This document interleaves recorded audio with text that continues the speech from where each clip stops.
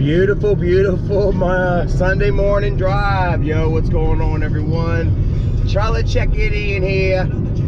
Erica not with us, guys. She is back at the house, at Miss Cottywample's house, getting ready, guys. We are going to be heading back to Columbia, or Shelby, I guess I should say, here soon. But I'm going to take a quick little morning ride, you know, down the old Meadowfield one more time. A few more shots I want to show you guys. And yeah, need me some chocolate milk at the IGA, the old IGA, guys. We used to go every single day. Like I said, we never kept food at the house. There was our house right there. See, it's a new trailer, new single wide, but all the trees and stuff are gone. That was all me right there, buddy. Right there. The summer of 1996, guys. My grandma would actually move here first. She would get a house right there. That's where she would actually pass away. Her last house ever. Died Christmas morning, guys. And did a lot of growing up here. And a lot of learning, a lot of losing, a lot of winning. It's all part of, you know, just life. This turn was not here. Things have changed in a way, you know, but still some things are different. You know, kind of like me, I've changed in a lot of ways, but still the good qualities I feel of Charlie or, yeah, I'm getting myself right now. They're still here, and I want to share that with you guys today. So anyways, let's go to IGA and get us some chalky milk, guys. I need my chalky. I need some chalky milk in my life. Oh yes, the IGA. Says please practice safe social distancing. Hell, I hadn't been here in 20 plus years, man. I watched a friend of mine get punched in the mouth right there for trying to shove a french fry in another friend of mine's mouth. Crazy times. Let's take a step through here. How you doing? Different around here.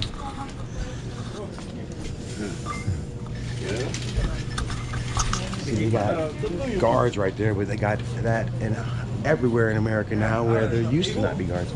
Let me show you guys. Right here is where they used to keep their cigarettes.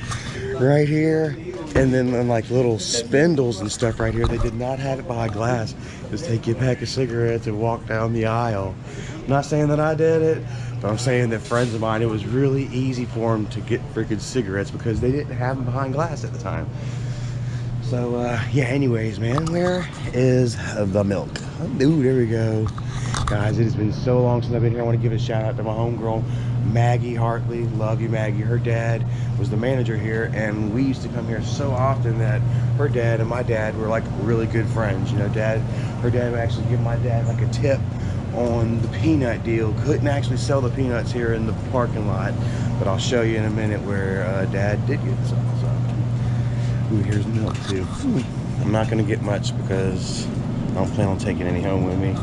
That's what I get, chocolate drink. But these floor tiles, I'm not exactly sure if those are the original floor tiles, but yeah, just screams Gaston.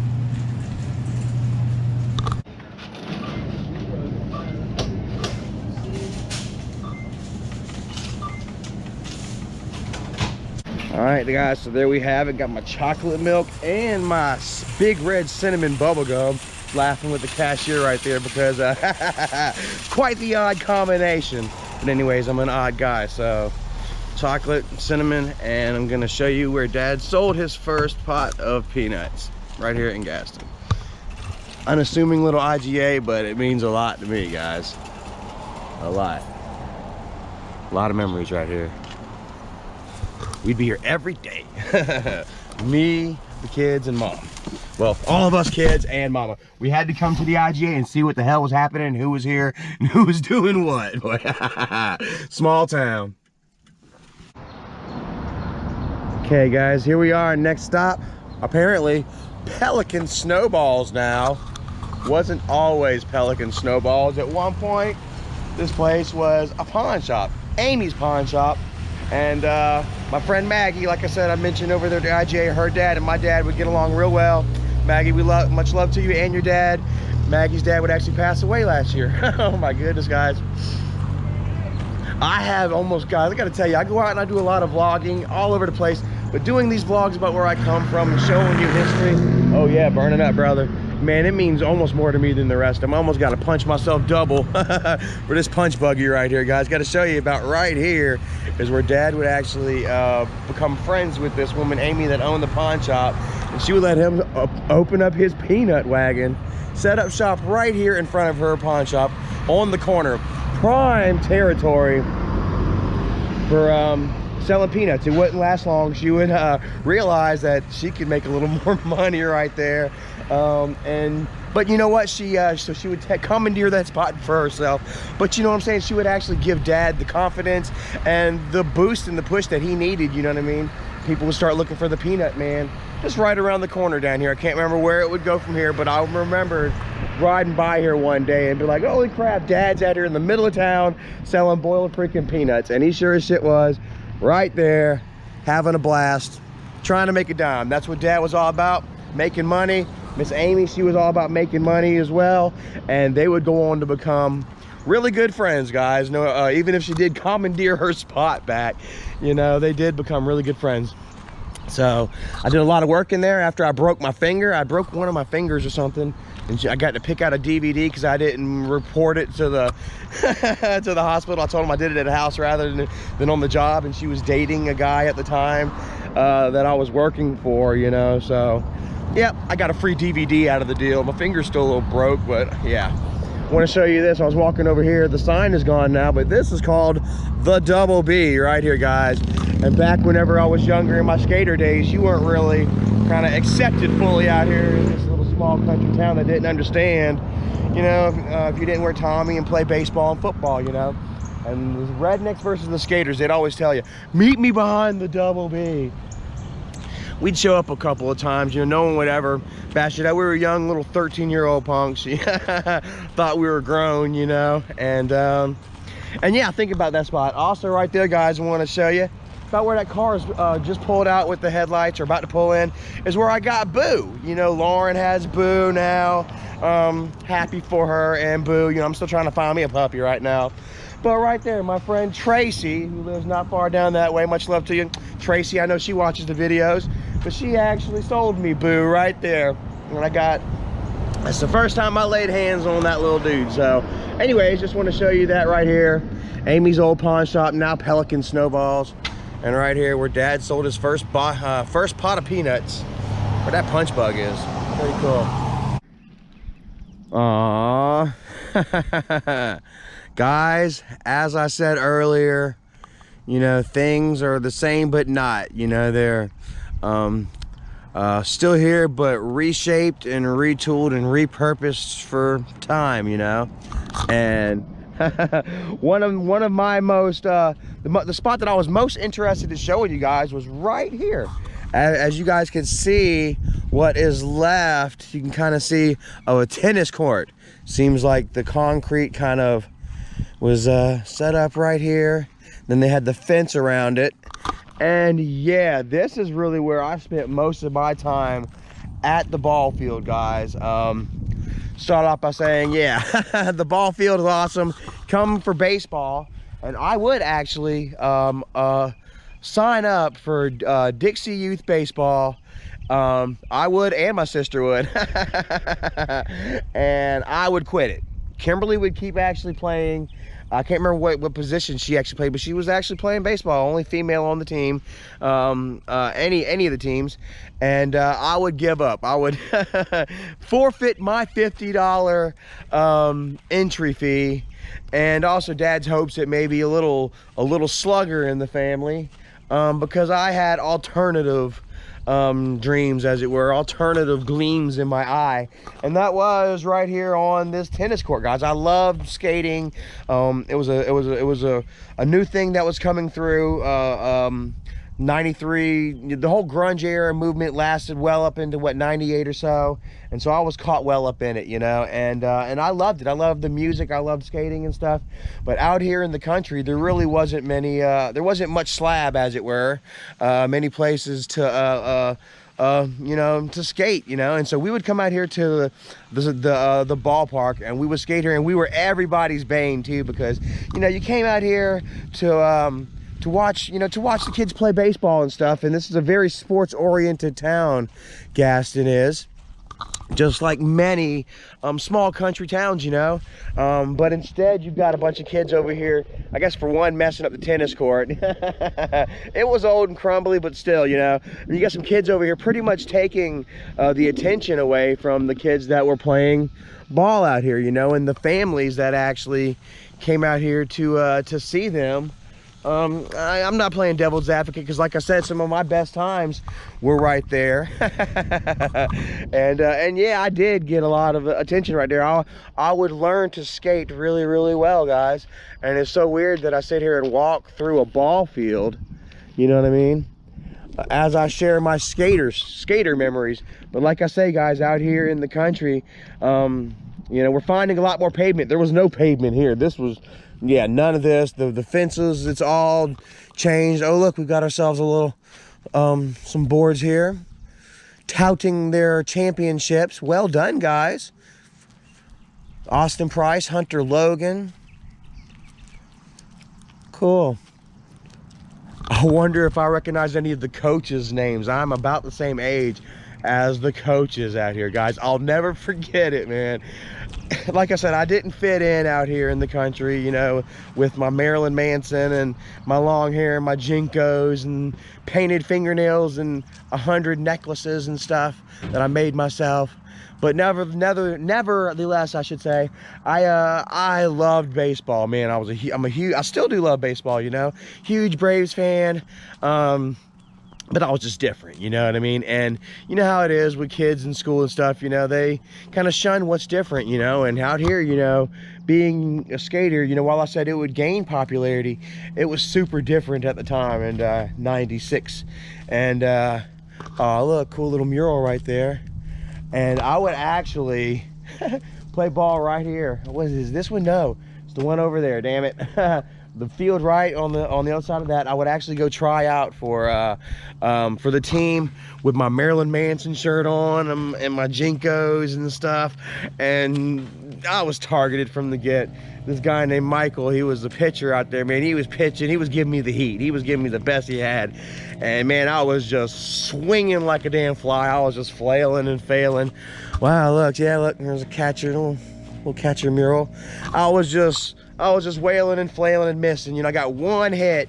It was a pop fly out to kind of left field, and it was caught. You know, it was fielded really easily, and they were just laughing and stuff at me, and my self-esteem was at an all-time low, I guess, as it were, you know. And so I just dropped the bat and said, hell with it, you know what I mean? And I would just go over there and hang out on the I'm sorry, on the tennis court and skate. And that's where I would actually, you know, find my light and my friends, as it were. And they would actually shut us down. They would tell us that we couldn't, you know, come out here, and they would end up locking the gates and stuff, as it were. And kids would come out and crack it back open at night, and we'd come out during the day and we don't know it was just open, you know. And you know, yeah, it's kind of sad. I'm, you know, looking back on this, you know, with grown-up eyes, you know, more mature eyes, you know, I feel kind of bad, man. But you know what, maybe if they had facilitated a place, you know, I feel bad for disturbing their peace, because look, it is a really nice place that they have made for themselves, while, you know, we were over there just banging and slamming and I'm sure cursing and smoking and all that stuff, you know. But had they perhaps maybe facilitated a place for us, then maybe we wouldn't have been like a thorn in their side, as it were, I guess. So I don't know, I've always felt like somewhat of a thorn in everyone's side, man, ever since I've, you know, was a boy. So I mean, I almost don't see what the difference is, you know, in telling these stories with you, and almost kind of just still relating to this day. part of me hasn't changed. Part of us will always be that certain kid, that certain teenager. And I, for one, actually tried to embrace that, because the older we get, you know, the less magic we find in our lives. And, you know, it takes a little reminiscing and going back to your childhood, you know, and remembering, you know, when there was a slab right there. And I had everyone's attention cutting down 360 kickflips, and I almost learned the Ollie Impossible. So, yeah, you know, right here on this little slab. It looks like there might be a, oh, thank God, I was about to say, looks like there might be a cop coming to see what I'm doing out here. Not too many vloggers out here in the Gaston area. But yeah, got one more spot to show you, and then we're headed back to the house, probably to do some hiking. More vlogging. Anyways, let's get out of here. Still love you, Gaston. There's the old ball field.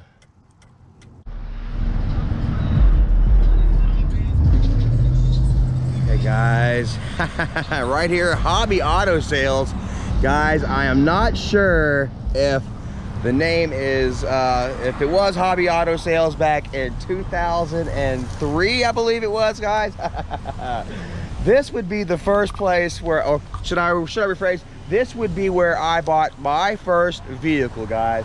Right after Job Corps, through my welding certificates and other various achievements, I was awarded like $2,000. Let's go ahead and walk past. How you doing, sir? I was awarded like $2,000 and a job. And Dad would actually come here with me, and he would negotiate the sale of my very first car, which was a 1990 Cavalier, two-door Cavalier. I loved it so much.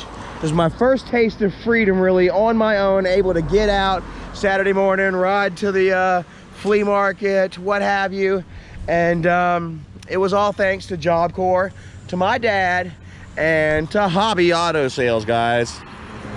Super cool place. I'm not sure if it was Hobby Auto Sales back then, but that's what it is now. And also, one more quick interesting tidbit I want to share with you guys. Right here behind me, believe it or not, this house was actually used in the Underground Railroad, guys. I kid you not. I had a friend that actually lived in this house for a brief period. His name was Will, and he would let me into the house one day, and he showed me a couple of different various crawl spaces within the house, underneath a stairwell and bookcases, places that I would think, you know, would be crawl spaces, but they had them set up where it was such tight quarters, it was really hard to fit people in these buildings. Hey, how you doing? And yeah, guys, this house right here, this is it. Can you just imagine a watch out or something up here, just keeping an eye out for anybody that, you know, would, I guess they think, you know, Confederate soldiers looking for runaway slaves. I'm not going to walk all the way around the house, but I wanted to show you because it was interesting. It seemed like it was a lot narrower on the side at one point to me. But yeah, they put siding over it. They've done it a lot. Oh wow. There you go, guys. Hopefully she's not running out of gas. Might have to help her out. But yeah, it was like a Confederate blue at one point, now covered in siding. And I don't know, it seems like it might be abandoned. I don't see any signs of activity within the house, any cars, the grass isn't cut. Possible explorer, I don't know. So I was gonna take that for maybe a memento and a skull basher, but it's down there in the dirt. So anyways, take a look at this woman about to steal my vehicle. One last shot. Hobby Auto Sales. Kind of a bummer that guy was weed eating in the middle of my story, but hey, it's all right, you know, it's fine. Y'all get the gist, man. Dad bought me my first, well, he didn't buy me because it was my money, but he went and negotiated the guy down to I think it was $900. I think they wanted like $1,400 for the vehicle. Dad got it down to $900. It was like 120,000 miles. I had it for about 7 months before I would blow the freaking engine in it. Oh wow, that's what we want. Travels together, baby. Well, I would blow the engine in it, not changing the damn oil. So kids, change the oil. Anybody, make sure you change your damn oil. Otherwise, this guy will happily sell you another vehicle.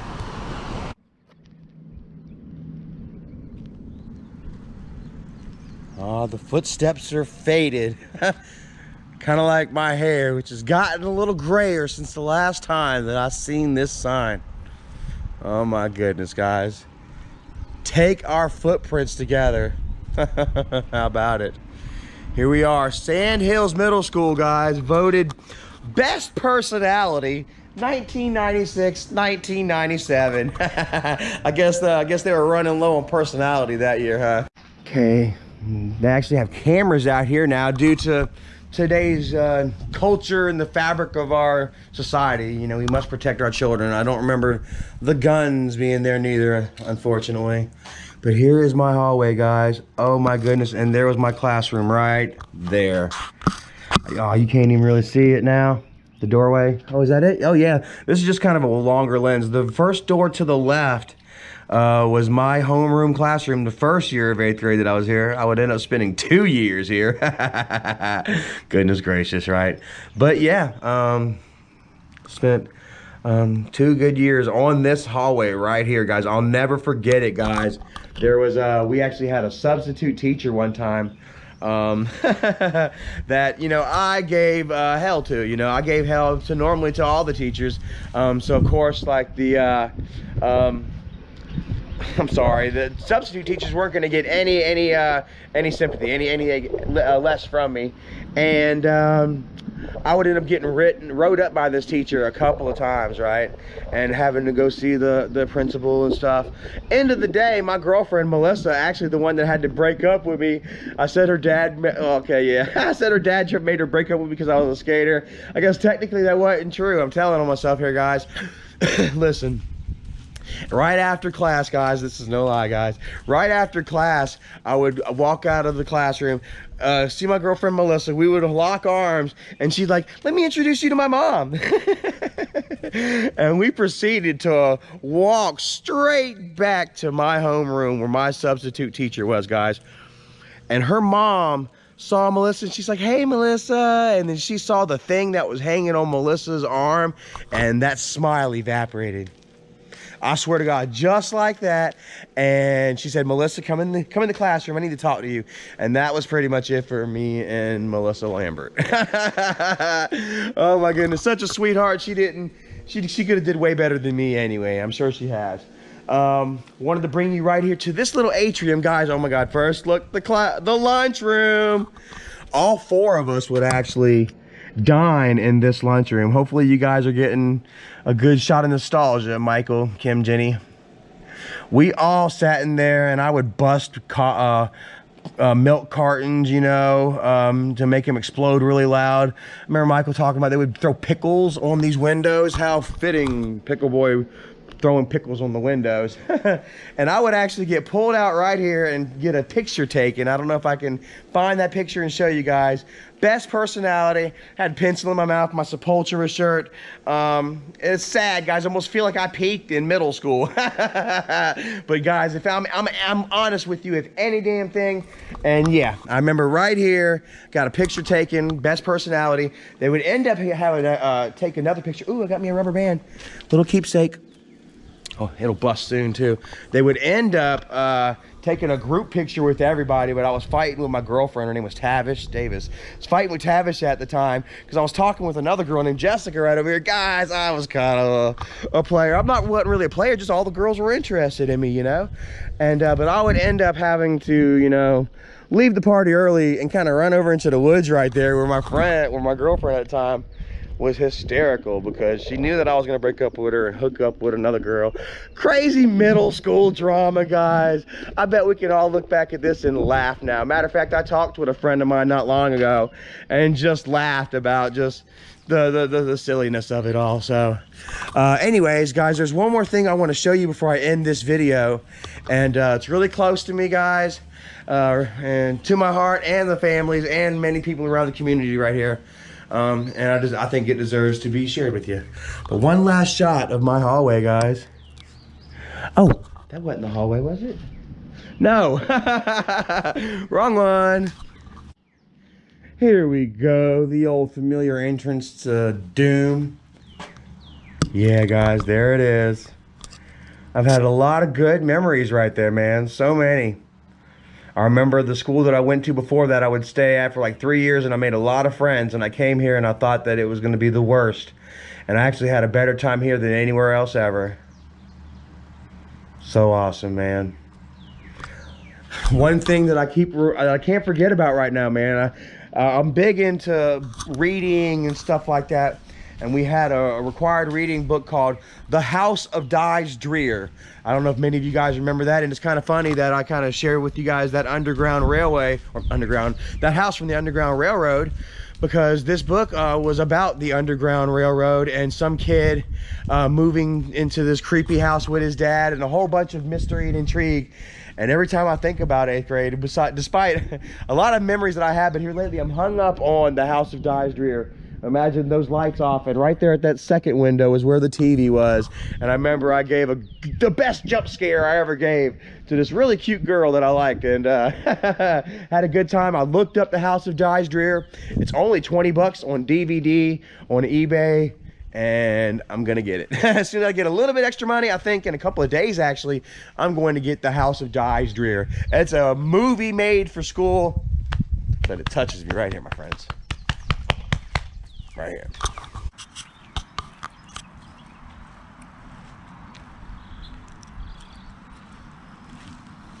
My footsteps, my faded footsteps leading back to this weeping willow, guys.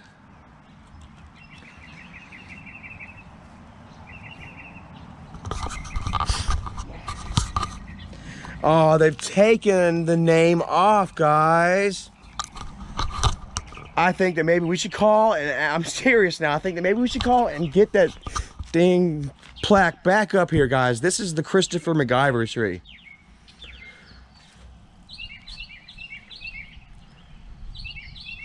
A little friend got hit and killed by a car right here on Meadowfield Road, 5 feet in front of me, and my brothers and sisters, and died, you know, and changed our life, you know.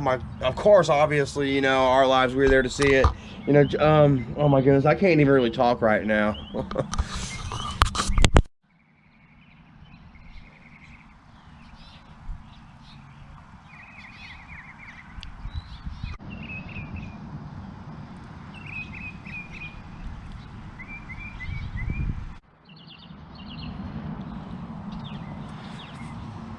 Here we go, half shrouded in light and darkness from my little dude Chris McIver, man. Taken way, way too soon, guys. Only 9 years old, man. Right after Space Jam happened, I remember that he actually, you know, he loved the Space Jam movie, and the day it happened, I remember he'd gotten himself a Space Jam shirt, and he was talking about eating Spam. His mom had made Spam for breakfast, and he was Space Jam and Spam. I'm trying to remember how that rap goes. He was a brilliant, awesome, outgoing young man, and taken from us way too soon. And I'll never forget him, man. You know, you were part of my life, guys. You know what I'm saying, Chris, I still can't talk when I'm, you know, these are memories that just flood back as I think and sharing with you on camera, you know.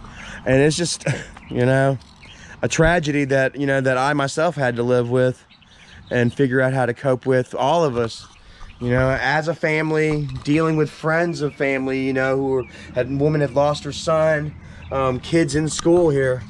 Oh my goodness, what is this? Some kind of new classroom. I was gonna say that was like the 5th grade hallway that Michael would frequent, you know, 5th and 6th and 7th grade. I think that they all did. But yeah, just wanted to share that with you. Mr. Christopher McIver, we remember you, we love you. And not a day goes by that I don't think about you, brother. Partly feel like it's my fault for digging that hole, and I ask for your forgiveness, you know. But I got a feeling is something telling me not to, because look here, guys, a cant hole. What is this cant hole? I feel like you're telling me to shut my cant hole. You know what I mean? Charlie, go out there and live your life, brother, and come and visit me when you can, right, brother? Oh, look, there's an eagle flying above. In memory of you, Chris, we love you, man.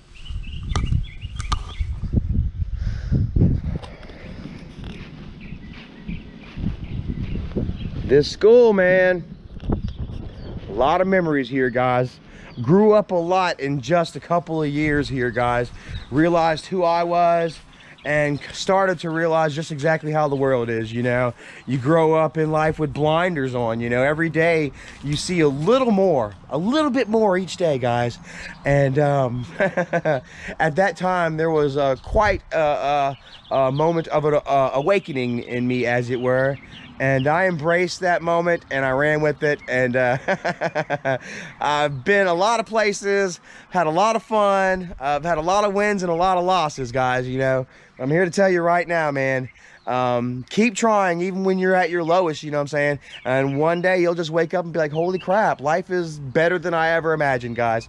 I lost something, everything that I had, you know, back in 2014 from a dumb mistake, and thought that I would never be normal again. My life would never be back to the same again. And it hasn't, guys. It's actually different, and it's matured and in age and interest, guys. I love it so much, and I am just so happy and thankful for Erica and every single one of you guys, and just where my life is headed for me next. So while I try to remember the past and where I come from, you know, I'm just so happy and thankful, you know, to have the opportunities and the willpower to move forward in life and see what I can get into. These journeys and adventures are what drive me. They are what fuel me. And I'm so thankful that you guys are here with me to give me that coal, that energy, that fire, that fuel I need for the fire, guys. And just want to thank you so much. I don't know if this school has been abandoned or if it's just weeds growing up from a couple of months of disuse, but it looks kind of abandoned. So anyways, I'm gonna go ahead and leave it right here, guys. Erica's getting ready. We're about to go do some hiking out on Peachtree Rock, where Dad first hike and waterfall that Dad or any of us has ever seen. So right there at Peachtree Rock, another unassuming place that yeah, you wouldn't know about unless I had the opportunity to come out here and show you guys. So thank you, Michael and Dad, for giving me that opportunity. I love you guys, and I'm gonna end it right here at Sand Hills Middle School. Mr. Personality, best personality class in 1996 and 1997, right here. Love you all. Have a great day.